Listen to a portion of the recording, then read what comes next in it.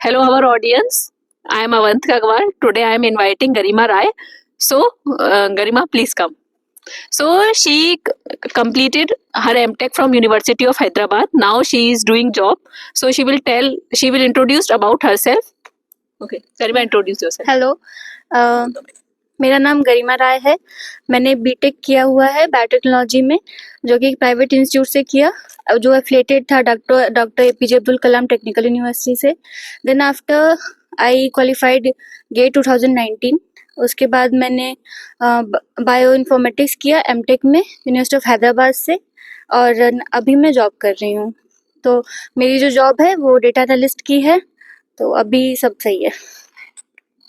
Okay, Garima. So, Garima, you qualified GATE. Yes. So, in which year you qualified the GATE, and in which stream, like GATE, BT, Excel, or biomedical, in which stream you qualified the GATE? Please. सो मेरा जो get qualified मैंने किया है वो मैं अपने BTech final year में किया 2019 में। गेट बीटी स्ट्रीम था, और so yes. Okay, Garima, I want to know that ये बताओ कि तुमने क्या क्या सब्जेक्ट्स फोकस किए गेट बीटी के लिए स्पेसिफिकली, और क्या क्या ऐसी इंपॉर्टेंट स्ट्रेटेजी है जो तुम हमारे यूजर्स के साथ, ऑडियंस के साथ शेयर करना चाहोगे? सो मेरा जो बहुत लिमिटेड टाइम था, क्योंकि फाइनल ईयर था बीटेक का, बहुत सारे वर्क रहते हैं, और मैंने कोई एक्स्ट्रा कोचिंग नहीं ली गेट के लिए। और जो मेरा फोकस था ये था कि मैं थ्योरी में थोड़ी वीक हूँ, लाइक जो सब्जेक्ट हैं जेनेटिक इंजीनियरिंग या फिर इम्यूनोलॉजी, माइक्रोबायोलॉजी, बायोकेमिस्ट्री, मेरा उसमें बहुत ज़्यादा मैं नहीं बोलूँगी कि मैं बहुत स्ट्रांग थी। तो मेरा जो स्ट्रांग था वो था bio process, math and other छोटे मोटे सब्जेक्ट से कि टेक्निक्स इन बायोटेक्नोलॉजी, तो जो कि न्यूमेरिकल बेस्ड आते हैं। तो उसका एक इम्पोर्टेंस मुझे ये दिखा कि ऐसे सब्जेक्ट में आपको पॉइंट्स भी मिल जाते हैं, अगर गलत होता है तो माइनस मार्किंग नहीं होती है। तो जो मेरी स्ट्रेटजी थी कि मैं अपने और स्ट्रॉन्ग जो मेरा थ्योरी या जो पार्ट है उसको और स्ट्रॉन्ग करूं, और बाकी जो वीक सब्जेक्ट है उसको मैं एज ए ये समझ के चल रही थी कि मुझे उसको अटेम्प्ट करना है, वही क्वेश्चन जो मुझे आ रहे हैं। अगर मुझे नहीं आए तो वो मैंने लीव कर दिया, वो मैंने फिर वो अटेम्प्ट नहीं किए। तो मैं ये कहूँगी कि जो आपका स्ट्रॉन्ग है वो आप बहुत अच्छे से प्रिपेयर करिए। और जो बायोटेक के स्टूडेंट है पर्टिकुलरली, जो मैंने अपने क्लासमेट में ऑब्जर्व किया कि वो लोग मैथ से और बायो प्रोसेस से जो न्यूमेरिकल बेस्ड आते हैं, जो नैम करके आता है, उससे वो बहुत दूर भागते हैं। उससे क्या होता है कि वो लोग थ्योरी पे ही ज़्यादा फोकस्ड रहते हैं कि हम थ्योरी से ही कर लेंगे हमको, क्योंकि हमारा जो बैकग्राउंड होता है मोस्टली 80% का बायो बैकग्राउंड होता है +2 में। तो इसीलिए मैथ से उनकी दूरी रहती है। सोचते हैं कि नहीं, विदाउट मैथ भी चल जाएगा, बट नहीं, अगर आप मैथ कवर करते हो तो आपके चांसेस हैं टॉप 100 में आने के। अगर आप theory bio process is also very bio important. Process very important. और जिस साल मैंने एडवांटेज क्या होता है कि नेगेटिव मार्किंग नहीं होती इनमें, जो न्यूमेरिकल वाले पोर्शन है, सबसे बड़ा एडवांटेज वो रहता है। सो एट द जब मैंने दिया तो उस टाइम पे मैंने और भी थोड़ी सी कह सकते हैं कि बिहाइंड प्रिपरेशन इसलिए की, क्योंकि मैंने ये ऑब्जर्व किया कि उस टाइम पे जो गेट कंडक्ट करा रहा था वो आईआईटी मद्रास था, और आईआईटी मद्रास का बहुत स्ट्रांग, जो पिछले मैंने 1 साल का पेपर देखा जब उसने कंडक्ट करा, तो बायो प्रोसेस के बहुत क्वेश्चन थे। तो मैं ये समझ गई थी कि जो इस साल क्वेश्चन आएंगे वो भी बायो प्रोसेस से बहुत स्ट्रांगली उसमें आएंगे। तो इसलिए मेरा फोकस जो है बायो प्रोसेस पे बहुत ज्यादा था। ठीक है। अच्छा गरिमा, जैसे कि तुमने मुझे बताया कि तुम जॉब कर रही हो, तो जैसे बच्चों को बहुत डाउट रहता है कि गेट, जैसे पहले तो डाउट रहता है कि वो बीटेक के बाद एमटेक जो है किस स्ट्रीम में ले, बायोटेक, बायो इन्फो या बायोमेडिकल। तो एक तो ये बताना कि हमारे ऑडियंस को कि वो किस स्ट्रीम, मतलब आपके ओपिनियन के हिसाब से कौन सी स्ट्रीम बेटर है। सेकेंडली कि क्या क्या जॉब अपॉर्चुनिटीज हैं। सो जैसा कि अभी जो बच्चे बीटेक कर रहे हैं, तो उनके मन में भी जो मेरे मन में डाउट थे वो उनके मन में भी चल रहे होंगे। तो मेरे मन में ये था कि मुझे एमटेक करना है, ये मैं श्योर थी, और एमटेक करना है। मैं वेट लैब में तो अच्छी हूँ, बहुत अच्छी हूँ, बट मुझे बायोइन्फॉर्मेटिक्स सब्जेक्ट बहुत पसंद था, क्योंकि वो था कि बहुत ईजिली हो जाता था, समझ में भी आता था, और थोड़ा सा क्या है कि वो भी स्टैटिस्टिक्स से रिलेटेड हो जाता है, जो कि मैथ का अगेन एक पोर्शन है। तो मैं उसमें बहुत कंफर्टेबल थी। और जब मैंने गेट क्वालिफाई किया तो जो पहले तो सीसीएमटी के लिए हमने उस टाइम पे सीसीएमटी था कि अपने रैंक के बेस बेसिस पे आपको सीसीएमटी में अप्लाई करना है।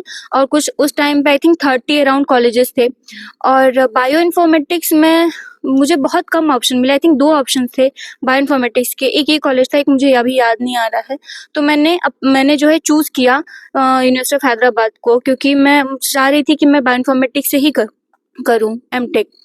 तो और रही बात स्कोप की, तो स्कोप मुझे ऐसा फील होता है कि जो करंट में चल रहा है, जैसे अभी क्या है, एआई बहुत चल रहा है, अभी हमारे नोबेल प्राइज में भी इंक्लूड हुआ है अल्फा 3। तो उसीलिए कि अब जो करंट सिनेरियो में चल रहा है, जो आगे आप देख रहे हो कि 10 साल में बहुत हो जाएगा। तो अभी जैसे 10 साल पहले की बात करूँ, अल्फा फोल्ड 2 था, तो वो भी उतना सक्सेसफुल नहीं था, लेकिन जब अल्फा फोल्ड 3 आया तो बहुत ज़्यादा सक्सेसफुल रहा, उसको नोबेल प्राइज़ भी मिला। तो आप ये देख के चलिए कि क्या चल रहा है और क्या आप जिसमें बहुत अच्छे हो। अगर आप नहीं भी उतना कोई स्कोप ज़्यादा नहीं, बट आप उसमें अच्छे हो तो आप उसमें एक्सेल कर जाओगे, मेरा ये मानना है। ओके। तो गरिमा, जैसे तुम जॉब कर रही हो अब, तो मतलब बच्चे कैसे अप्लाई करें? अगर जैसे कैंपस से प्लेसमेंट नहीं हो रहा है तो वो क्या करें ऐसा कि उनका जॉब लग जाए? क्योंकि इन द एंड सबको जॉब चाहिए। अगर कोई कर रहा है तो उसको रहता है कि मैं जॉब करूं, तो क्या ऐसा स्ट्रेटेजी वो फॉलो करें? ओके, सो एमटेक के बाद मैं एक चीज़ में और क्लियर थी कि मुझे अभी जॉब करनी है, क्योंकि मैं अभी रिसर्च या पीएचडी की तरफ बहुत ज़्यादा इंक्लाइंड नहीं थी। और क्योंकि जब हम एमटेक करते हैं, तो मैं अपने यूनिवर्सिटी ऑफ हैदराबाद की ही बात करूं, तो जो प्रोफेसर्स थे वो बहुत इंक्लाइंड थे पीएचडी और रिसर्च के लिए, कि वो बच्चों को मोटिवेट करते थे पीएचडी रिसर्च। और हाँ, लेकिन कैंपस प्लेसमेंट के लिए वो भी ट्राई करते थे, यहाँ पे भी होता ही है। लेकिन मुझे जो इंक्लिनेशन जो मुझे समझ में आया, वो ये समझ में आया कि वो बहुत ज़्यादा ओरिएंटेड है रिसर्च और पीएचडी के लिए। तो उस टाइम पे मैंने कैंपस प्लेसमेंट नहीं ली, और उसके 1 साल बाद मैंने जो है 1 साल मैंने as a guest faculty join किया एक स्टेट गवर्नमेंट कॉलेज में। आफ्टर दैट मैंने अप्लाई किया Internshala and there is a LinkedIn. बहुत जब मुझे उस टाइम पे मैंने जो भी मुझे जॉब प्लेटफॉर्म्स थे, मैंने वहाँ पे अप्लाई किए, and then I got the chance. Then कि मुझे इस कंपनी में मुझे अच्छा पैकेज था, मेरे प्रोफाइल से मैच हो रहा था। मैंने अपने एमटेक में आर स्क्रिप्ट पे काम किया था, बट हमारे फर्स्ट सेमेस्टर में सेकेंड सेमेस्टर में हमें सी लैंग्वेज और पाइथन सिखाई गई थी। तो मेरा पाइथन का नॉलेज बहुत बेसिक था, बट कंपनी को वही चाहिए था। और प्लस मेरा जो है बायोलॉजी बैकग्राउंड था, तो वो मेरे लिए बहुत अच्छा वर्क किया कि मुझे कोडिंग आती है और मेरा जो है बायोलॉजी बैकग्राउंड है। कंपनी को वही नीड थी, तो मेरा बहुत ईजिली जो है मुझे जॉब ऑफर हो गई। तो as a BTech student, MTech student क्या एक्सपेक्ट कर सकते हैं सैलरी रेंज? ओके, सो ये डिपेंड करता है कि आपको कितनी नॉलेज है, क्योंकि कंपनी भी निगोशिएट करती है एट द एंड। जो कि इंटरव्यू होता है एचआर से, वो आपको निगोशिएबल है कि, क्योंकि मैंने जो है 1 साल एकेडमिक फील्ड में ही थी, तो वो मेरा थोड़ा सा एक होता है ना कि ड्रॉबैक था कि अगर मैं उस टाइम पे ज्वाइन कर लेती तो मेरी जो सैलरी एक्सपेक्टेशन थी वो बहुत हाई रहती। बट क्योंकि मैं एकेडमिक में 1 साल थी, तो उस वजह से जो है मैं बोलूँगी कि जो मेरी स्टार्टिंग सैलरी थी वो बहुत सही, मतलब मीडियम थी, इट वाज ओके।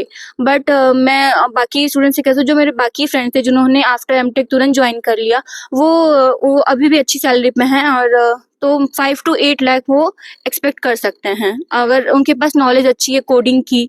और क्योंकि नॉलेज बेस्ड है सब कुछ, आपको नॉलेज रहनी चाहिए कोडिंग की। सो गरिमा, माय लास्ट क्वेश्चन इज कि आप क्या टिप्स एंड ट्रिक्स शेयर करना चाहेंगी गेट के लिए, स्पेशली जो एग्जाम आ रहा है हमारे ऑडियंस के साथ? ओके, तो मैं अपने ही एक्सपीरियंस से शेयर करूँगी, क्योंकि जो मैंने एक्सपीरियंस किया है और जो मैंने जिस तरह से प्रिपेयर किया, वही मैं बताना चाहूँगी कि अगेन थ्योरी पोर्शन पे फोकस करिए प्लीज़, बट साथ में मैथ और बायो प्रोसेस को बिल्कुल ना भूलिए, क्योंकि वही आपके ऐड ऑन हो जाते हैं। आप क्लियर कर जाओगे थ्योरी पोर्शन से, बट जो आपके रैंक आती है, जो आपका डिसाइड करता है कि नहीं यहाँ पे आप ऊपर जाओगे, वो आपका बायो प्रोसेस, जो न्यूमेरिकल जो पार्ट है बायो गेट का, उस पे आप फोकस करिए, तो वो आपको बहुत हेल्पफुल करेंगे, I am sure. Okay, thank you Garima. अगर आप लोगों को फिर कोई डाउट हो, आप हमें कमेंट सेक्शन में मेंशन कीजिएगा। आई होप गरिमा उसका आंसर देने की कोशिश करेगी। So thank you to all.